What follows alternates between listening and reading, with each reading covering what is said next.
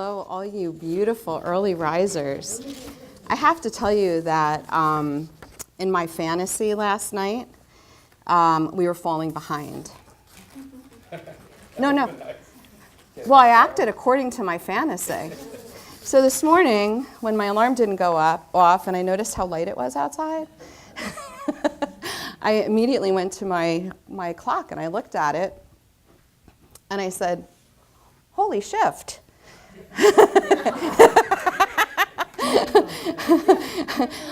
Holy shift, I better get dressed. And so here we are. On February 14th, which is Valentine's Day, what a beautiful day, we celebrated Ash Wednesday in the field of Christianity. Now, it's really interesting because in Unity, we were always known as having practical Christianity for everyday life. Do you guys know that? Yes. Isn't that amazing? Practical Christianity. Practical Christianity for everyday life. Not just Sundays, not just on a holiday, but every day. And, Charles Fillmore never really wanted to have a church. What he wanted to do was raise our awareness so that we could actually employ the gift of practical Christianity in everyday life. He wanted our hearts and our minds to be synthesized so that we became conscious and aware of every action and movement that we were having. So in a few weeks, we're going to be celebrating Easter. Easter is always 40 days after Ash Wednesday. This is today, I believe, the fourth Sunday of Advent. And according to, Lent. I only had 1 cup of coffee. You guys can correct me, autocorrect, I'm good. Thank you. And according to the Keep a Good Lent, or whatever the book was, because there we went. True Lent, yeah. We were supposed to be talking about the Sabbath today. But I felt it be more valuable to look at some of the players in our reason for celebrating Easter. Easter is when we put on a deeper understanding, or we die to our old self. And so as I was kind of looking at the concept of how do we die to our old self and how do we be reborn, the obvious player came up for me. Do you guys know who that was? Anybody? Judas. Yeah. Judas became a key role in the crucifixion of Jesus.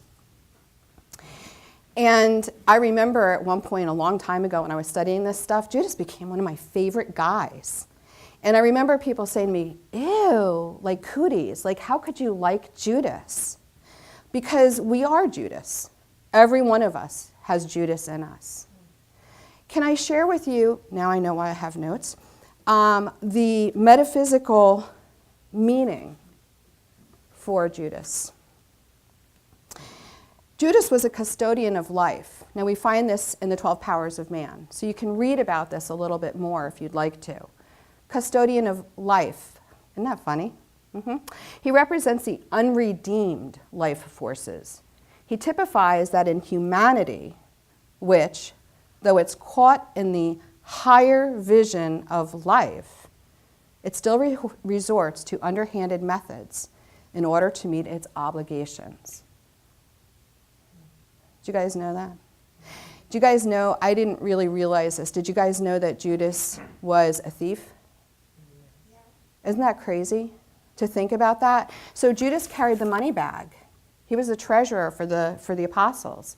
And as the Bible tells us, every time there would be a little money going in, it was a little bit like Julia Child, a little bit for the recipe and a little bit for me. That's what Judas did too.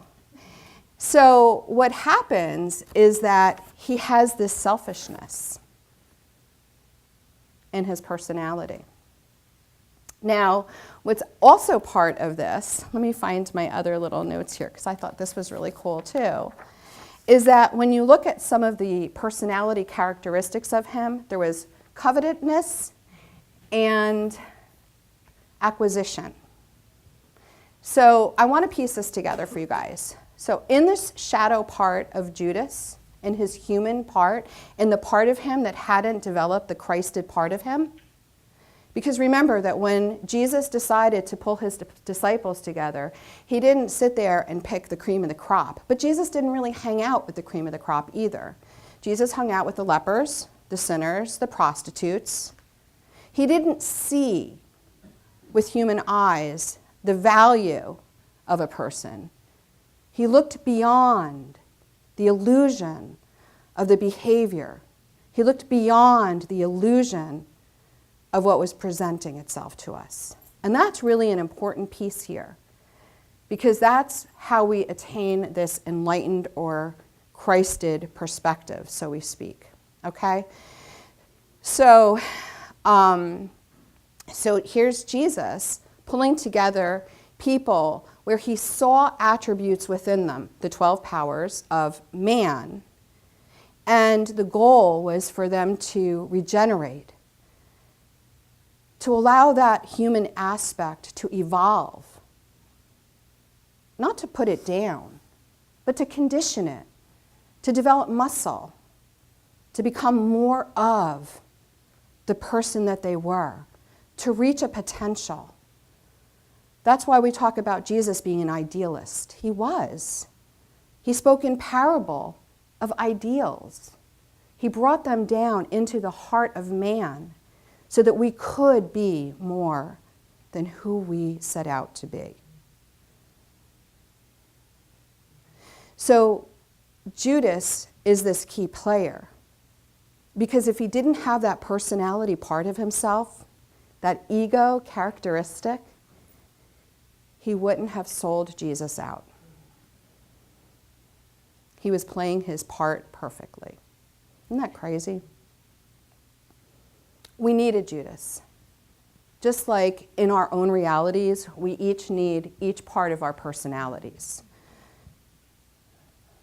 Each one of us, our personalities matter.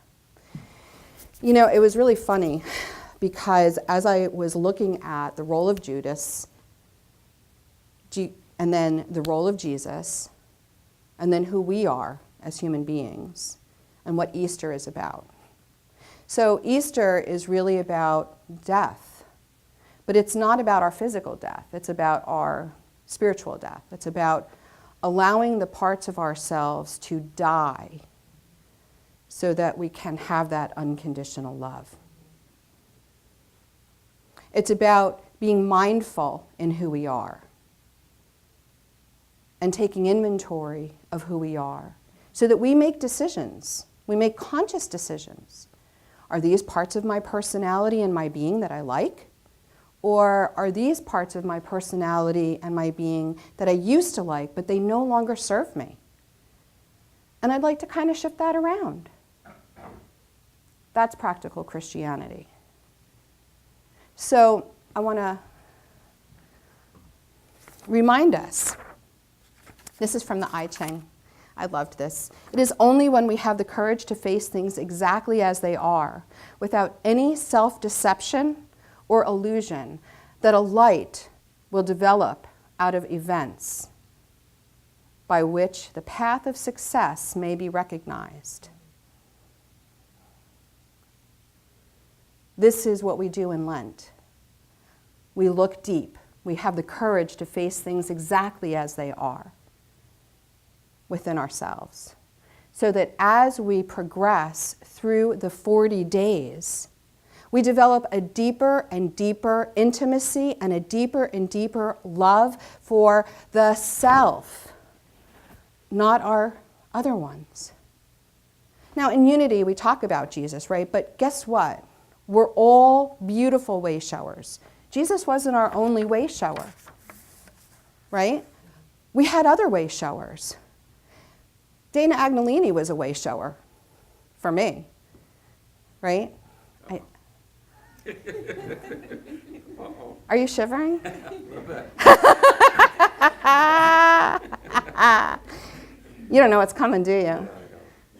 So I guess maybe his ego mind is a little nervous. Maybe he's afraid I'm going to dish dirt on him.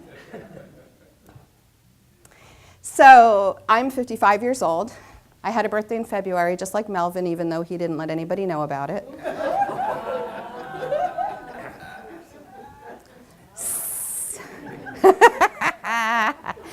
And I'm not perfect. Okay, you seem surprised. Oh, Gloria was surprised. Well, Gloria, you're not perfect either. Me. I'm letting you know you're not perfect. What's up with that? But you know what? Dana was always so nice to me. He always pointed out where I was less than perfect. I bet you're surprised by that. You know what? We grew up together. He let me know, actually, you don't know how to cook. You don't know how to shop for food. Here, let me show you. I'm not even kidding you. He raised me in a lot of ways, right? And it wasn't always easy on me. I think he enjoyed it. I'm not sure. Just kidding. But there was this one day that was really remarkable. And it was this one day when I think the ugly part of me was showing. And Dana looked at me and he said, you know what? If you're not careful, you're going to become an angry beep like your mother. Do you remember that day? I do. Really? Because I was hoping that you, in forgiveness, you would have forgotten it. It would have been like erased from your memory. When we knucks up, we're good, and you're like, oh, I see the Christ in you, woo! He did see the Christ in me, too. He wrote a song about it. But here's the crazy part. I had an option when Dana said that to me. I was either going to go, really? Because you're pretty bitch, too. Right? That's called projection. We'll talk about that in a minute. Or I had a different option. I had the option to get still and check myself out. And I did. That's exactly what I did do. Because as much as I do love my mother, and I do, my mother became the mother that I wanted after her first stroke. That was her holy shift, her stroke. Okay? I didn't want to wait around for that because at that point I was raising one child. And what I learned about Ariana was she was a great mirror for me. One day, we were putting things up in our attic, and Ariana found some pictures. And this is how I know our children learn, not from what we tell them, but from what they observe. And here's little, what was she, 2, 3? 3?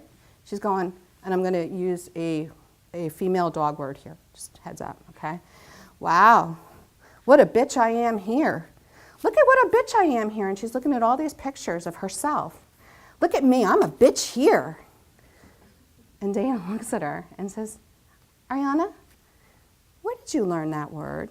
Mommy.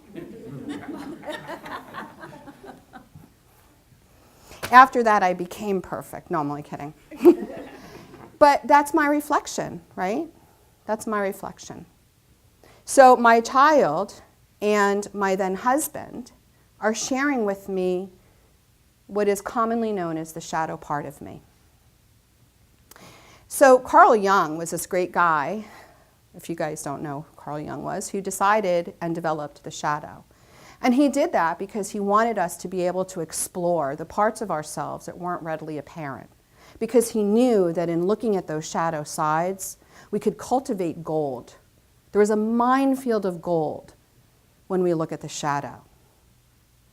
Funny story.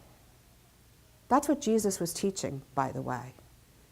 He would always talk about the ideal of love, while what he was inviting us to do was to look at the shadow, what's laying underneath it. Okay? So it's fascinating to look at this. I'd like to just take a little break and tell you about my friend Rumi. You guys will all know this one. This being human is a guest house. Every morning a new arrival, a joy, a depression, a meanness. Some momentary awareness comes as an unexpected visitor. Welcome and entertain them all, even if they're a crowd of sorrows who violently sweep your house empty of its furniture. Still, treat each guest honorably. He may be clearing you out for some new delight. The dark, though, the shame, the malice, meet them at the door laughing and invite them in. Be grateful for whoever comes, because each has been sent by a guide from beyond, or God. Each. So we often as human beings think that being smiling and uplifting and joyful, that's the only acceptable part of us. As a matter of fact, we're actually trained for that, though, when we're very young. When I do parenting work with people, often I will draw their attention to this. How many of you guys have ever parented by saying, you need an attitude change. Go up to your room and don't come out until you feel better. So what we're doing is we're saying, hey, you're really not acceptable as you are. You need to leave the area and then come back. So the holy shift actually is what happens when we begin to embrace the parts of us that are the less desirable parts. When we decide to say, hey, you know what, I'm okay to be vulnerable with who I am, and I can love myself exactly as I am.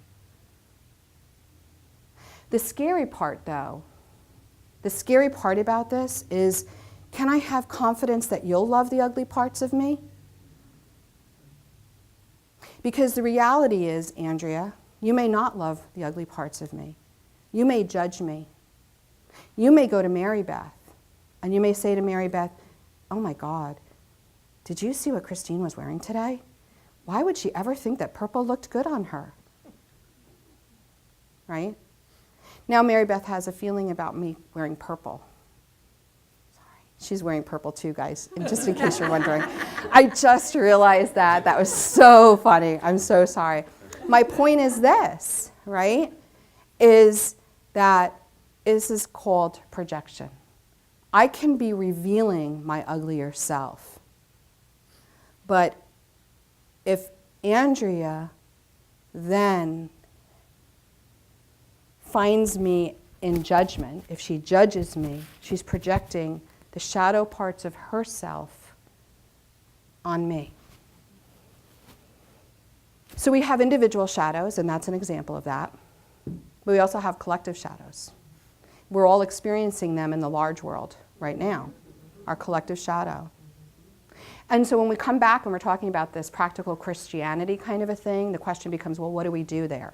How do we manage that? What is it that we're really here to do? And really it's about mindfulness. It's about how mindful can we be in the moment, because we're really given the opportunity to choose, to either respond or react. So my daughter, when she was about 12 or 13 years old, was standing toe-to-toe with me.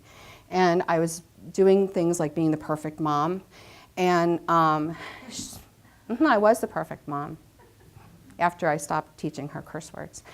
And she yelled at me in full voice. She said, I hate you.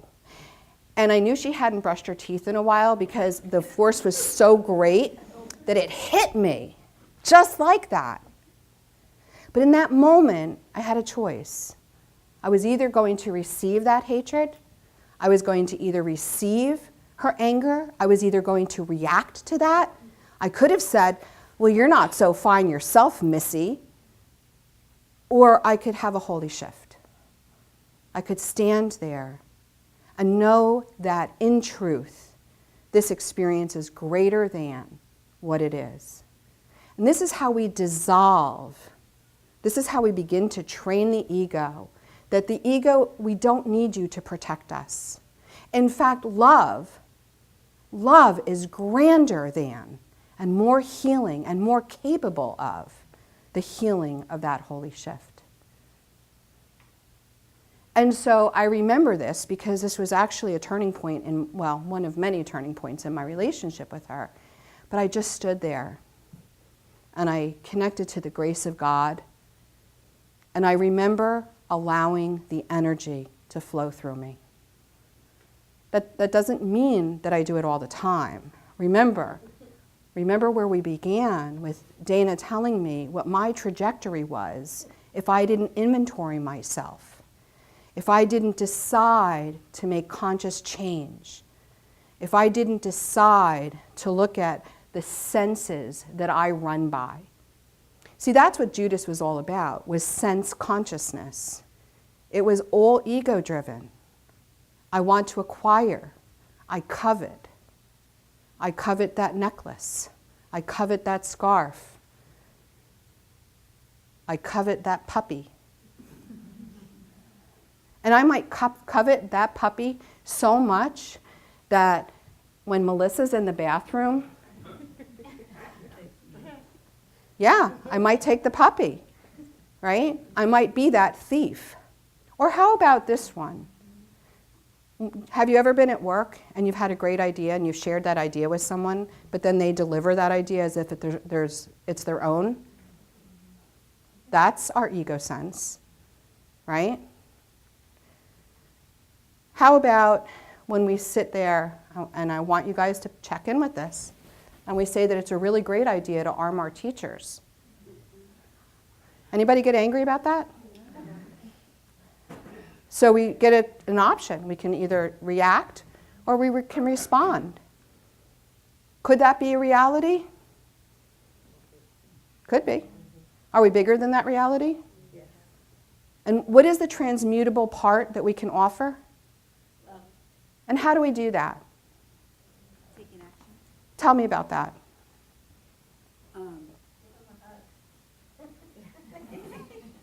Okay, I love you, Deb. She said, give him a hug. Pamela, give me an action item. Call your congressman. Lovely. March, on March 24th. Yep. Any other action items? Turn the TV off. Okay. That could be one. It really could be. If we have not figured out how to regulate our ego, our reaction, our ability to choose, yes, reduce our senses. But if we're feeling strong, which we can feel strong, we can have moments of strength. We can allow ourselves to be the open light of God because we are made in the image and likeness of God. We are godlings. We are here to practice practical Christianity. Chris? As a teacher, I would just simply say, I can't carry a gun and I won't. Thank you. That's an action item. I would make a choice. I'm sorry, wait, what was that I second? would make that choice. Wait, what's that word? It begins with a ch. I would choose. Choose. I would choose. I would choose. I would choose. I choose love. When enough people would make that choice, that same choice, we dissolve, the thing that our enemy or our whatever. Illusion.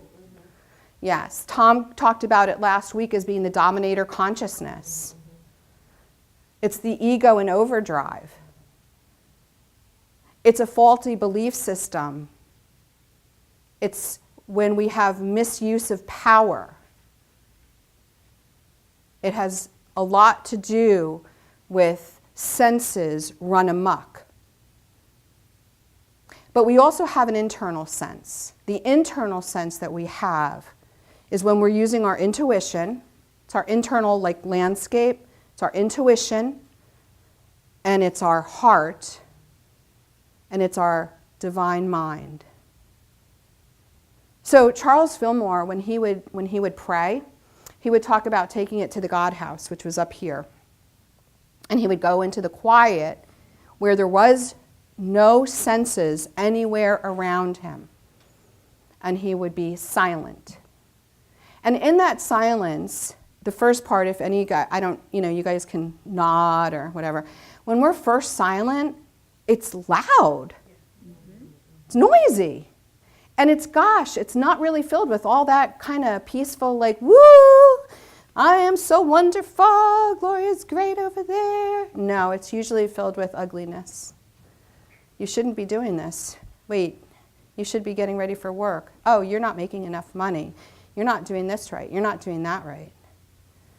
But it's not until after that ego mind can be embraced and loved and seen and recognized for what it's doing that we can let it go.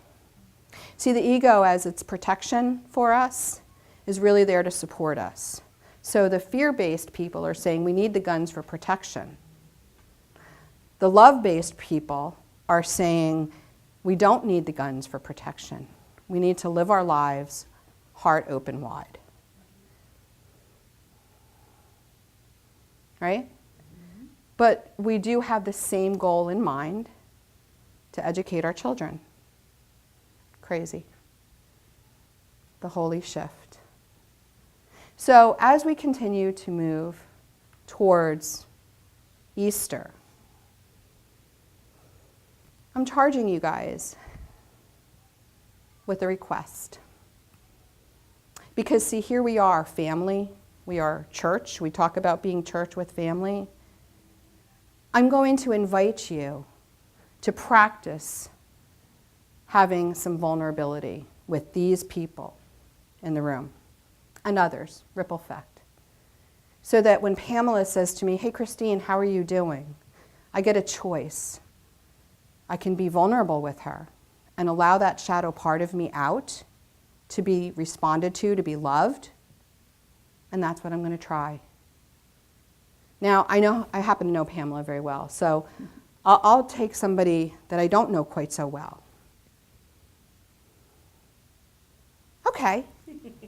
Thank you. That was perfect. I'm like walking around going, wow, I really...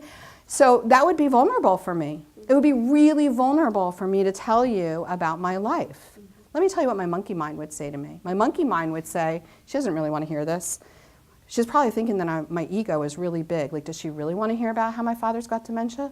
Like, I can make her listen to what I'm about to say. I can make her laugh while I'm telling her stories about my father being with dementia. And that might make her love me more. Can I borrow you? Stand up with me. That might make her love me more. If I shapeshift my authenticity with the pain that I actually have, she may find me more acceptable, more loving. Is that how we build church? It's not how we build church, no. How we build church is that this person over here practices mindful listening and holding me in the Christ consciousness. That's what this person does. And this person here shares authentically from my heart. I'm fearful that my father will die soon. And my heart will be broken when that happens, because he has been a beautiful, shining light for me. In reality, there are no words that are needed. Did you feel her heart? I felt it. It was like gorgeous. And in my humanness, I can be appreciative of her love.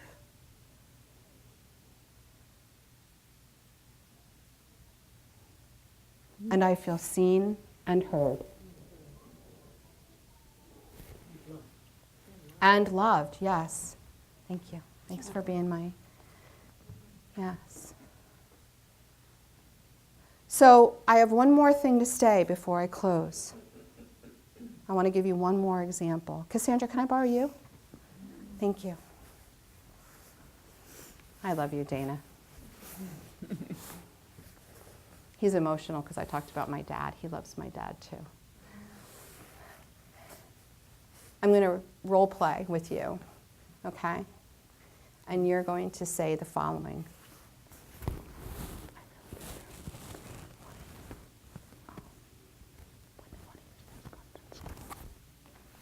get it? Did I say it in your good ear?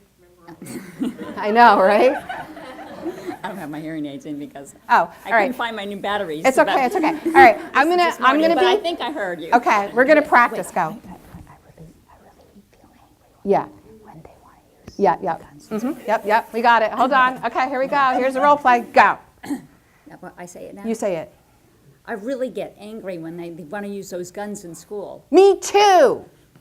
Whoa, was that a holy shift? No. What would have been better?